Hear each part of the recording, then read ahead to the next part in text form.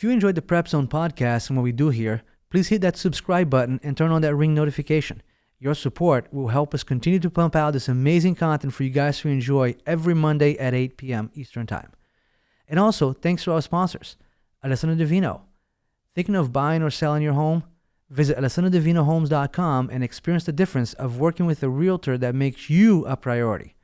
And ASF Sports and Outdoors. ASF not only is your community hub for all your sporting goods, but they're also the proud sponsor of the PrepZone Athlete of the Month. And now, let's head over to today's podcast. All right, everyone, welcome to the PrepZone Podcast. I'm here today with Caleb Smith, quarterback of Staples. How you doing, Caleb? Doing great. How about yourself? Doing great. And Caleb has entering his second year as a starting quarterback for Staples. And I was looking up, I don't know if you know this, but do you realize that you already hold a lot of records for Staples? Yeah, I know. I've seen some things, yeah. Yeah, look, it's pretty cool. It is, right? I mean, think about it. I mean, you always see 2021 to present. Right, so it's like it's not done yet. There's a lot of history to be written still there. Yeah, I'm excited. Yeah, and it looks great. I mean, I think the most impressive one for me is that when I looked at the most yards per game, out of the top 6, you have 5 of them. Really? Yeah. I didn't even know that. Yeah, that was really good. And I mean, you had an over 3,000 yard season last year. Yeah, that right? was. I mean, that was an incredible season last year, right? Can you talk a little bit about that? How was that for you? I mean, it was more than anything, more fun than anything. You know, Yeah. I coming in as a junior. You know. Had a quarterback battle at the beginning with one of my good friends, Will, who I spent a lot of time with as a sophomore, as a freshman. He really welcomed me in. He was like really the upperclassman I would say I was closest with early on. So having that battle with him and then eventually him moving to corner and receiver benefited our team in both ways by having me at quarterback and having him playing both ways. But also just going in, having Tyler, James, obviously 2 spectacular receivers, you know, both of them going for almost 1,000 yards. It's just like it made my job really easy. And then Coach Barron's obviously made it easy for me having him because I knew him for a while, and he really makes this offense really easy for a quarterback. Yeah, I mean, you say it's easy, but there's nothing easy about playing quarterback. I mean, you can be modest, but we know that, I mean, how hard it is. I mean, it's one of the toughest positions in sports because you're not even worried about yourself. You have to figure out what 22 people are doing at any time on the field. Yeah. Right? So, I mean, how did that, I mean, as you started playing quarterback more and more and you gained that confidence, how does, walk us through a little bit of what do you do with check down? Like, you get there, how do you go about that? So the biggest thing that I do is I watch a lot of film. So I love watching NFL film, college film. You'll see me watching Alabama. I love watching Tua, Aaron Rodgers.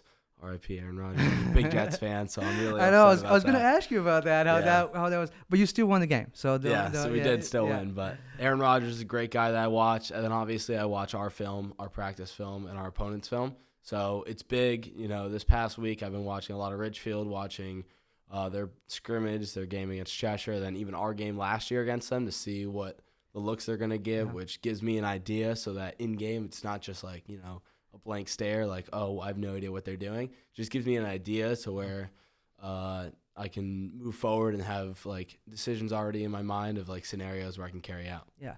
So, before we talk about Ridgefield, I just want to, kind of talk a little bit about West Haven game.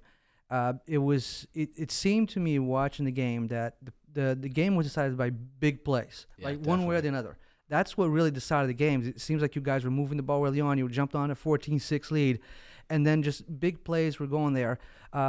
What did you see out there? I mean, just talk a little bit about that game. So, I mean, we went into it with the idea that they were going to be very fast, very explosive. They were going to have big plays, and our biggest thing as a defense was to limit those big plays, and our offense was to just be able to run our offense well. So I think with having almost a whole new receiving core, Sam Petrosino is the only one that's really had any varsity time last year. So having him back was as the only real receiver definitely had its drawbacks, as we missed a couple guys by a hair or two.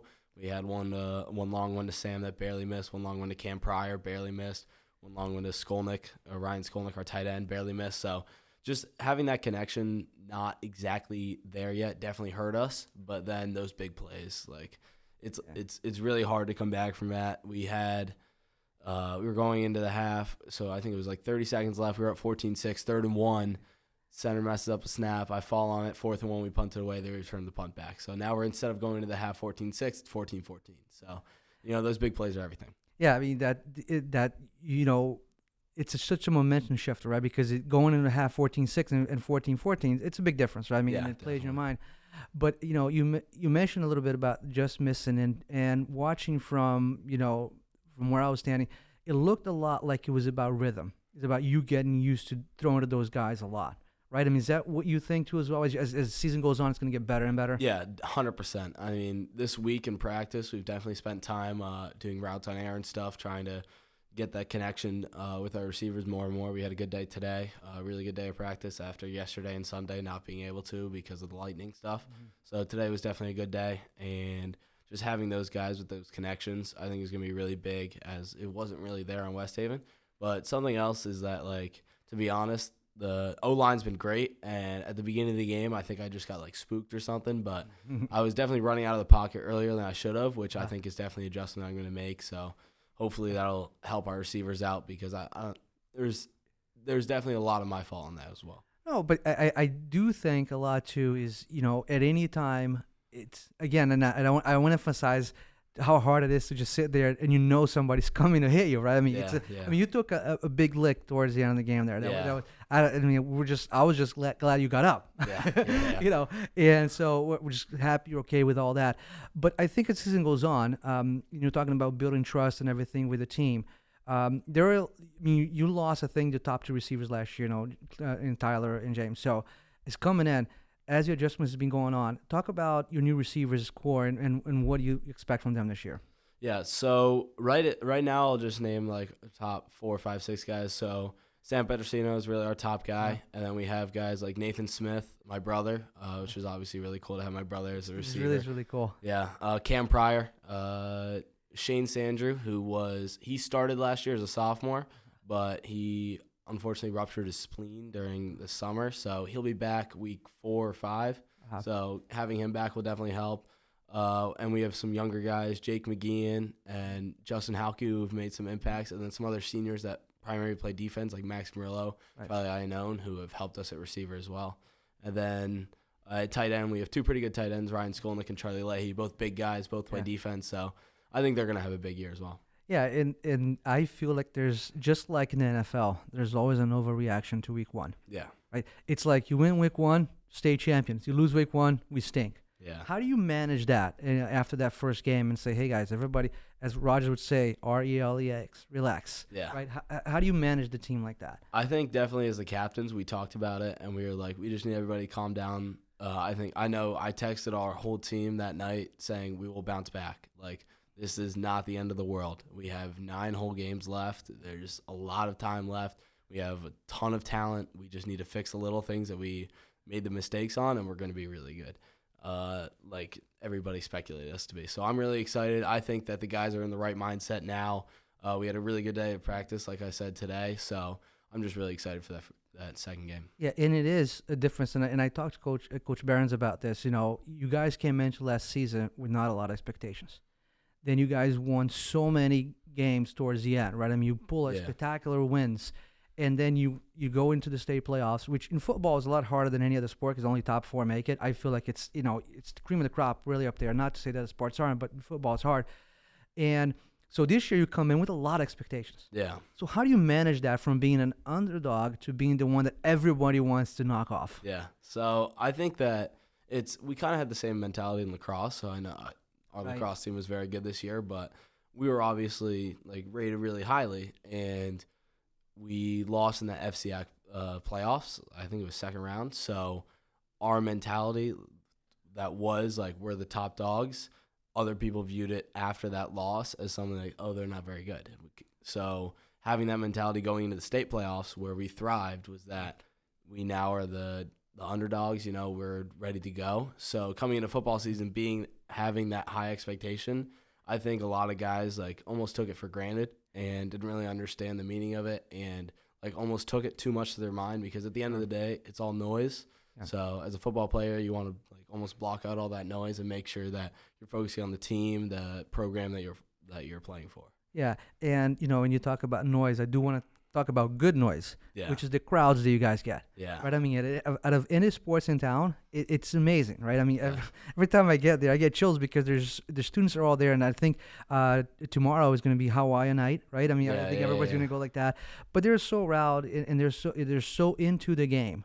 Right. Mm-hmm. I mean, how does it help you guys, and what do you say to those fans that go game after game and people that you don't even know, right? I mean, got out there and so much rooting for you. I mean, how do you feel when you take the field like that? I mean, it's obviously really exciting. I think it really started last year with the success our football team had, and then the success our basketball team had. We got a lot of students and fans to the games. Really woke up sports for Staples, and then obviously lacrosse. You know, we were really successful the year before, and then we were really successful the year after. So we had a lot of students there. I think the whole student section was filled up, which was great.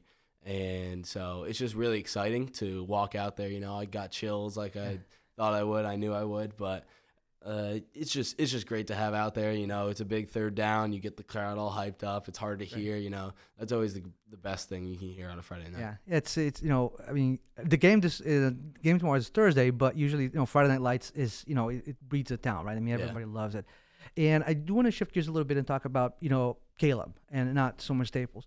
And what, you know, your senior year, what are you looking for in the future? You know, what are you? I know that you play also basketball. You also play lacrosse. You're multi-sport. But you know, what is this your senior year looking for you like that? You know, when I talk about sports and academics and college coming up, what are you looking? You know, tell our viewers what's coming up for you. Well, so I think something for me is I have a goal to play college football, which I think would be really cool. And then obviously I prioritize my academics to a high standard. So I love to really make sure that my academics and my grades are always up, and that's a really like big standard for me. So obviously it takes more time, but it's really just the grind that makes it so much better. So having that idea of like I have something every season and then a lot of homework, so I'm taking a lot of hard classes. So it's definitely a lot, but I think it's great. It builds character for me, I know, and it really helps me to be around a different group of people in school. So, you know, I come out to practice, you know, I'm with all the football boys, and then like 5 hours earlier I was in my calculus class with a whole different group of people. So it's definitely gives me a chance to like connect with almost everybody at the school. So through all grades, which is great. I love it. I think Staples is an amazing place for a lot of people. A lot of great classes, great class selections. So I think it's just a great place to build that. Yeah, and I think, and I also want to ask you about playing multiple sports. We live in an era where, you know, and I don't know if it's like a lot of the parents pressuring the kids or not, but it seems like everyone wants to be specialized in one sport. You're living proof that, you know, you can be successful with multiple sports, right? I mean, last year you guys were in the state championship in basketball, and you won the state final in basketball, and you won the championship in lacrosse, and you threw your record season in football, right? I mean, I know that you're probably an outlier because you're very athletic, but it can be done, right? Talk about playing 100%. 3 sports in school, and what does that help you not only as a player but as a person?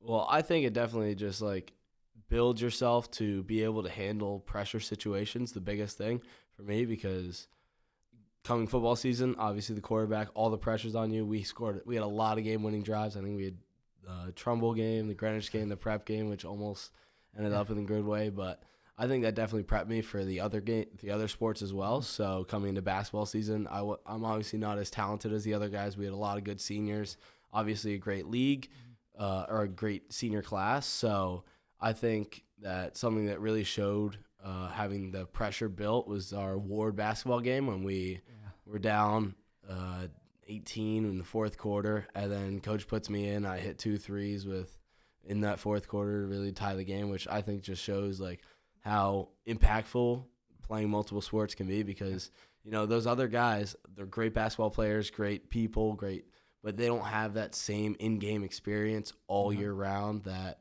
I would say a multi-sport athlete has. So I think it's a great experience, gives you a lot of versatility. You can do a lot of different things. Yeah, and obviously basketball is coming up, and we'll definitely have you again to talk about that one because, you know, we expect big things this year again. Yeah. But I remember watching that game, not to get too far into basketball, but it was an amazing game. So yeah, it was a lot of fun. It definitely was. And, you know, and I've been asking this a lot, and I want to get it, and I've been usually talking from coach perspective, but I want to ask you about an athlete's perspective. We're gonna have listeners listening in 8th grade, 7th grade, kids who look up to you, and their question is gonna be is like, did you, how'd you make the team and things like that. But any advice you can give for players that are, playing, football right now to help them better their chance of playing. Anything you did in specific or anything that you would go back, you'd focus on this and that. Any advice you can give those young listeners? I mean, I think the biggest thing is sacrifice. There's a lot of time. There's 24 hours in a day, and you can choose how you spend that time, that 24 hours. So I think the biggest thing for me that I love to do is I love to go outside, play with my friends and brothers, my family, stuff like that, where I'd go out to the field, play football, play basketball, play lacrosse, whatever it was. And I would spend that time instead of being inside, playing video games, whatever. I'm not saying don't do that. I have a ton of fun with that. But there's sacrifices you have to make. Sure. You have to go out to the field. You have to get work in. I know COVID season, my freshman year, I spent a lot of time at the field with a bunch of my boys. It was a lot of fun. And then leading up to this season, I'm sacrificing Saturday mornings. We were shoveling snow off the field in the winter to be able to run routes and stuff like that. So there's a lot of sacrifices you have to make, and eventually that'll turn into prosperity, where by the season you're a step ahead of everybody because of the sacrifices you made.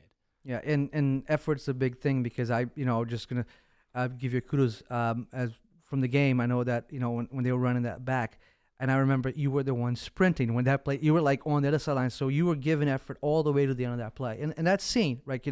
If I saw it, I'm sure a bunch of people saw it. So your effort is really out there. So it is appreciated. So, and I know it's not easy to do. So we, name it down, and say thank you for going out there every Friday, every Thursday.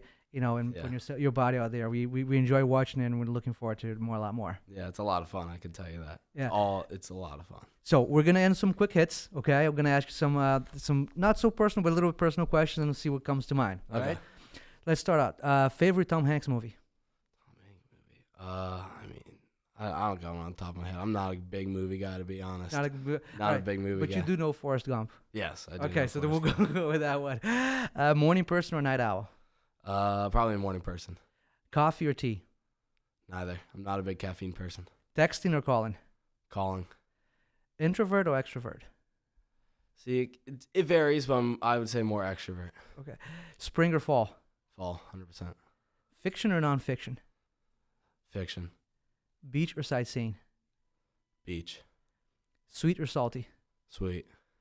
Cake or ice cream? Can I say ice cream cake? There you go. I know I would get that eventually. A good one.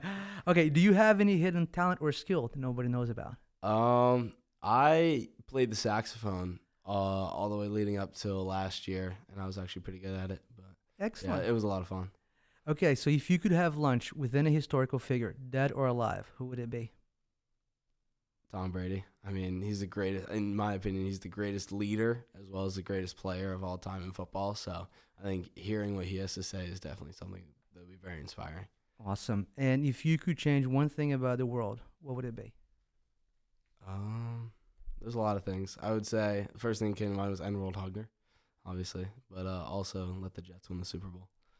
Awesome. That's another one. Love that. We'll see if that happens, right? Yeah. Hey, you never know. Yeah. Caleb, thank you so much for being here. Best of luck tomorrow at the game. Hope you guys come out with a win. We'll see you. Appreciate that. See you against Ridgefield. Take care. Thank you.